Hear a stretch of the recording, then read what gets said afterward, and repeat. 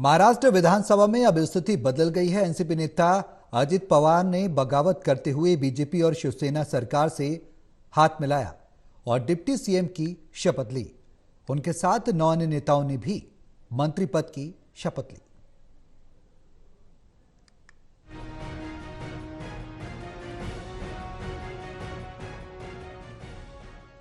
महाराष्ट्र विधानसभा में अब स्थिति बदल गई है। एनसीपी नेता अजित पवार ने बगावत कर भाजपा और शिवसेना सरकार से हाथ मिलाया और डिप्टी सीएम की शपथ ली। उनके साथ 9 अन्य नेताओं ने मंत्री पद की शपथ ली है। डिप्टी सीएम बनते ही अजित पवार ने अपने ट्विटर बायो में भी बदलाव कर डिप्टी सीएम बता दिया है। इस बगावत और तुरंत हुए बड़े बदलाव के बाद अजित पवार ने एक प्रेस कॉन्फ्रेंस की। प्रेस कॉन्फ्रेंस कर कई सवालों के जवाब दिए। इस प्रेस कॉन्फ्रेंस में उनके साथ एनसीपी नेता छगन भुजबल और प्रफुल्ल पटेल भी मौजूद रहे। अजित पवार ने प्रेस कॉन्फ्रेंस में कहा कि विकास को महत्व देना बहुत जरूरी है। पिछले 9 साल में प्रधानमंत्री नरेंद्र मोदी जिस तरह विकास के लिए काफी काम कर रहे हैं, उसे देखकर मुझे लगा कि मुझे भी विकास की यात्रा में भागीदार होना चाहिए। इसीलिए मैं एनडीए में शामिल होना चाहता था। विपक्ष में नेतृत्व की कमी। अजित पवार ने कहा कि अपना देश जब से आजाद हुआ है तब से आपने देखा कि देश नेतृत्व से आगे बढ़ता है। पहले नेहरू जी थे, पटेल जी थे, उसके बाद लाल बहादुर जी का नेतृत्व आया, उसके बाद फिर इंदिरा जी का नेतृत्व आया। इमरजेंसी के बाद इंदिरा जी के नेतृत्व में ही सरकार बनी, उसके बाद राजीव जी की सरकार बनी। 1984 के बाद अपने देश में कोई एक ऐसा नेता जिसके नेतृत्व में देश आगे गया, ऐसा नहीं हुआ। अलग अलग गुट में सरकार बनी। आपने पिछले 9 सालों में देखा होगा कि मोदी जी के नेतृत्व में सरकार विकास के लिए कार्य कर रही है। विदेश में भी उनको खूब सम्मान मिला।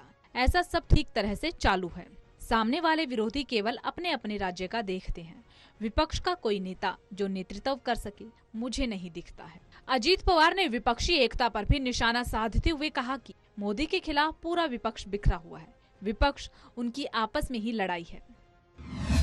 नाम और सिंबल मेरे पास। अजित पवार ने स्पष्ट कहा है कि पार्टी का नाम और सिंबल भी मेरे पास ही रहेगा। मैंने बाकी विधायकों से भी संपर्क किया है और कई सारे विधायक आज शाम तक यहां पहुंचेंगे।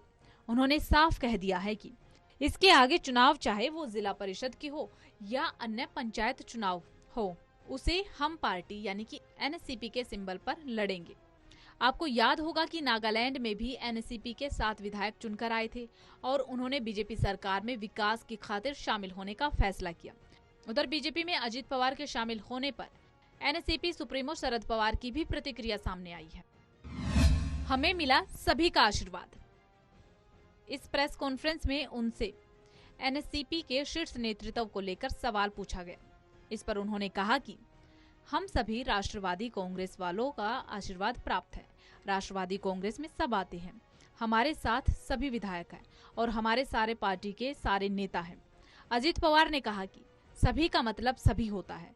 इस सभी में उन्होंने सुप्रिया सुले और शरद पवार को भी शामिल किया।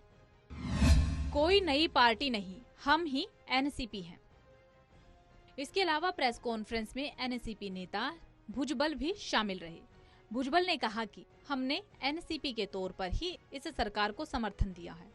उन्होंने साफ कहा कि हमने अलग पार्टी नहीं बनाई है। शरद पवार ने कुछ दिन पहले कही थी ये बात। छगन भुजबल ने कहा कि पार्टी का नाम और सिंबल भी हमारे पास ही रहेगा। मैंने बाकी विधायकों से भी संपर्क किया है और कई सारे विधायक आज शाम तक यहाँ पहुँचेंगे। हम प्रधानमंत्री नरेंद्र मोदी के नेतृत्व में काम करना चाहते हैं। पवार जी यानी कि शरद पवार ने भी कुछ दिन पहले हमसे कहा था कि देश में प्रधानमंत्री नरेंद्र मोदी आने वाले हैं। अगर ऐसा है तो हमें महाराष्ट्र और देश के विकास के लिए उनके साथ जाना चाहिए। अजित पवार ने की बगावत। बताते चले कि एनसीपी नेता अजित पवार ने आज यानी कि रविवार के दिन सभी को उस वक्त चौंका दिया जब वो अपने साथी विधायकों के साथ राजभवन पहुंचे। वहां पहुंचकर उन्होंने एकनाथ शिंदे और देवेंद्र फडणवीस को समर्थन दिया और सरकार में शामिल हो गए। उनके साथ 9 अन्य नेताओं ने भी मंत्री पद की शपथ ली। इस सरकार में अजित पवार डिप्टी सीएम बने। राज्य में अब 2 डिप्टी सीएम। गौरतलब है कि महाराष्ट्र सरकार में देवेंद्र फडणवीस पहले से ही डिप्टी सीएम है, यानी अब राज्य में 2 डिप्टी सीएम होंगे। इस बगावत में अजीत पवार ने अपने साथ 40 एनसीपी विधायकों के होने की बात कही है। हालांकि अजीत पवार के अलावा 9 एनसीपी विधायकों ने मंत्री पद की शपथ जरूर ली है, जिनमें धर्मराव अत्रम, सुनील वलसाड़े, अदिति तटकरे, हसन मुशरीफ, छगन भुजबल, धन्नी मुंडे, दिलीप पाटिल शामिल है।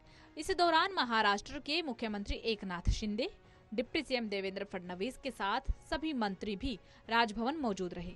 इनके अलावा एनसीपी नेता प्रफुल्ल पटेल भी राजभवन में मौजूद रहे, जिन्हें शरद पवार का करीबी कहा जाता है। कुल मिलाकर ये कहना गलत नहीं होगा कि अजीत पवार के इस कदम के बाद बीजेपी को आने वाले लोकसभा चुनाव में जहां मजबूती मिलना तय माना जा रहा है, तो वहीं पर विपक्ष को एक जबरदस्त झटके के तौर पर देखा जा रहा है। ये कहना गलत नहीं होगा। National desk, total TV.